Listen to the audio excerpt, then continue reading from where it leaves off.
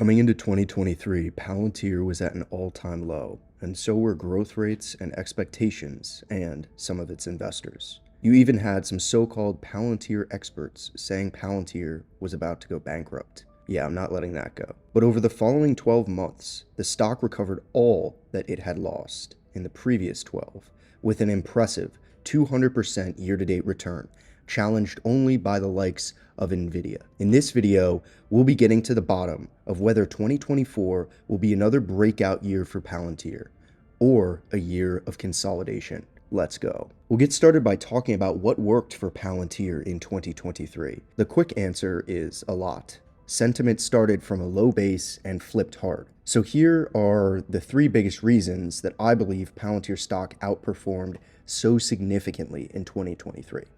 The first of which is obvious, the AI frenzy.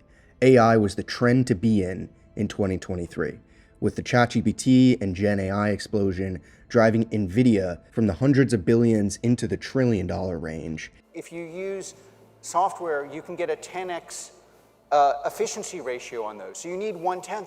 You need less money, and it goes a lot further. We are just breaking at the seams in the US. It's a very big issue for us. Demand for AIP has been unprecedented. We built aspects for enterprise AI that are unique.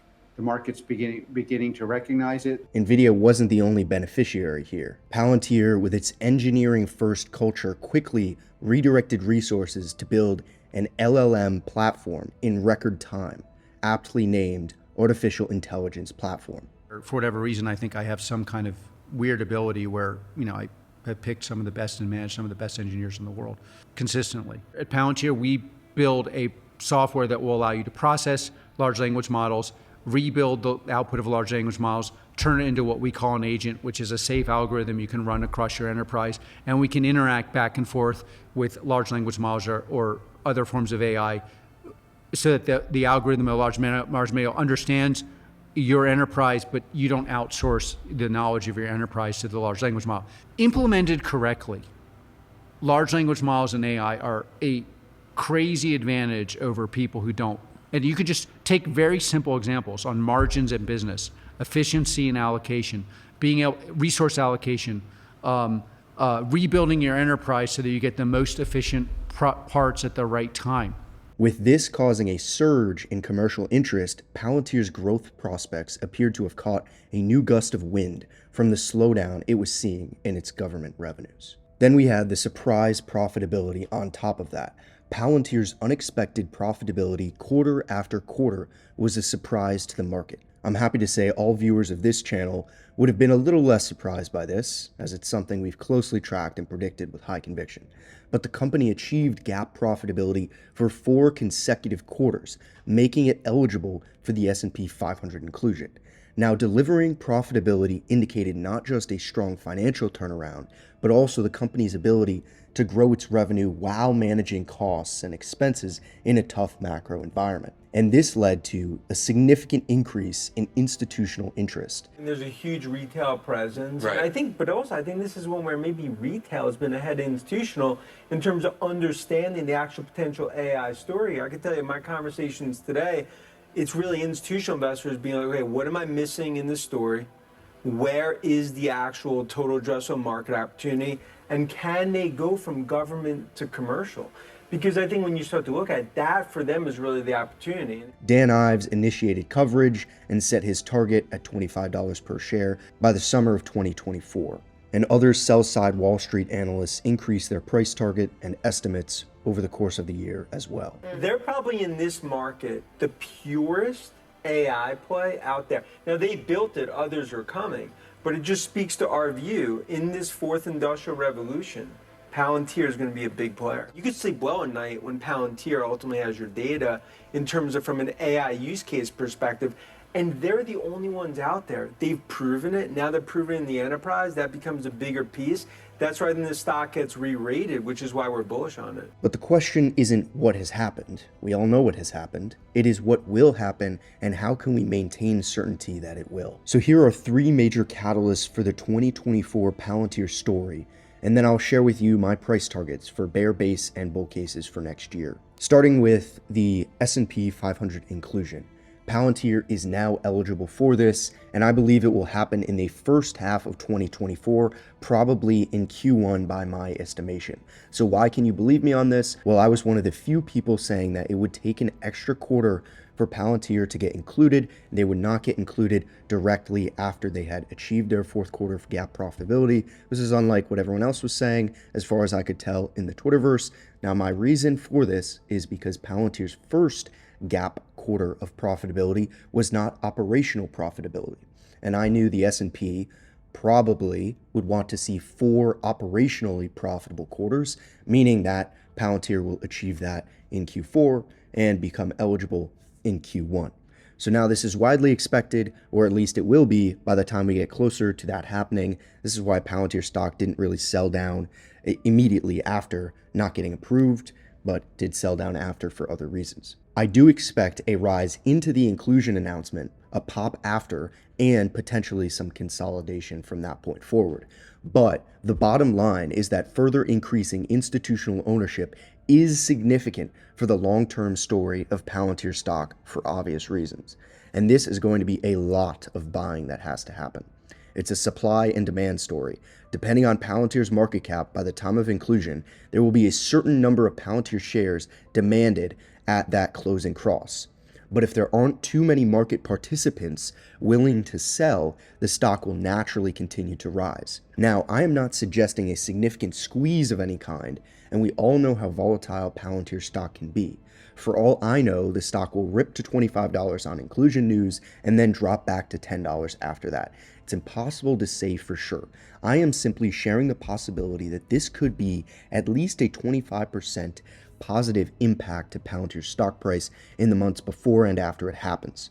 So let me know what you think the impact will be. Now moving on to the second major piece to the Palantir story in 2024, a share buyback. Now we have the share buyback that Palantir announced in the second quarter of 2023 with their earnings report, and they have not repurchased any shares, but they do have that $1 billion of cash authorized to do so. I believe this will provide a really good cushion to Palantir's stock price in 2024, even if they buy no shares. And this is due to their strong cash position that we've been monitoring over time. It's only been increasing, and very substantially now they're able to put that to work to secure the equity value. So if they do start buying back stock, remember that Palantir trades, the stock at least, about $1 billion worth of volume every day. So that might make the buyback seem insignificant, but I assure you it is not. That is mainly algos buying and selling back and forth, and I'm not a technical expert, but I would hazard a guess and say that only 10% of the trading is anything real. Therefore, Palantir could buy its $1 billion worth of shares for 10 straight days or 2 full weeks if it wanted to. And this likely won't happen because there's not really any benefit being so aggressive, but it's worth considering in the bull case. I think this could drive and sustain the stock 25%. And unlike the S&P 500 inclusion, this wouldn't be expected, so sellers could not collect ahead of time. And now moving on to the third piece that I think is key to the 2024 Palantir stock story. This is monetizing AIP. I believe in 2024, Palantir is going to outline its plan to monetize AIP, or at least share further details about how its program is going, and give some sort of projections that could be factored into financial performance going forward. By the middle or end of 2024, AIP will be doing so well, it will be incumbent on Palantir management to do so. It's their fiduciary duty to be honest and forthright with investors, and withholding information on a major revenue segment is not in the best interest of the company or its stakeholders. Therefore, I think in 2024, Palantir will unveil its AIP flywheel plan for its third $1 billion revenue line next to Gotham and Foundry. I've done some thinking about AIP financials, and they are mind-blowing. Analysts aren't factoring this in, and the potential is real and growing every day. I think strong AIP growth in 2024 and announcing the monetization potential is worth at least another 25%. So, with all of this information, I've consolidated into 3 price targets for Palantir's current price of $18 per share in 2023. The bear case. S&P 500 inclusion adds a sustained price increase of only about 10%. Now, we know what's going to happen. We're saying it only adds that much. We're also saying the buyback does not occur or only stabilizes the price, but does not increase it. So 0% there. And then AIP revenue guidance and growth does not come at all, does not increase the stock price. So my bear case for Palantir stock price in 2024 is $20 per share. This is also Grok's outlook, by the way, too. But I think this is wrong for the following reasons. In the base case, I have S&P 500 inclusion adding a sustained price increase of 20%. Now, this seems very conservative to me based on if you look at precedent for stocks getting added to the S&P 500, but obviously each stock getting added is its own special case. And then the buyback, once again, does not occur or only stabilizes the price, but does not increase it. And then AIP revenue guidance growth comes and drives an increase of 15%. So my base case is Palantir stock appreciates to $24, $25 in 2024. This seems like a reasonable base case, falls in line with some of the more bullish on Wall Street. But here's where things really get interesting in the bull case. The S&P 500 inclusion adds a sustained price increase of 25%, and the buyback does occur and increases price just by 15%, let's say. I said it could probably do more than 25%, but we'll just factor it in. Let's say they start buying and it has a 15% increase to Palantir stock over the course of the year. And then AIP revenue guidance and growth leads to a 25% rise in the back half of 2024. So my bull case for Palantir stock in 2024 is that the stock appreciates to $30. So I'd love to know what you think about these targets. You could apply percentages to them. What is the likelihood? Obviously, you would want to put in a hyper bear case or some sort of downside scenario. I do not see it playing out in 2024, but there certainly is a possibility Palantir stock is range bound $15 to $20 or even drops back down if something goes wrong with the business. I don't see that in a likelihood scenario, but it's always possible. So let me know what you think about what's most likely, what your expected case is, and so on. I've got some more great videos coming. Until next time.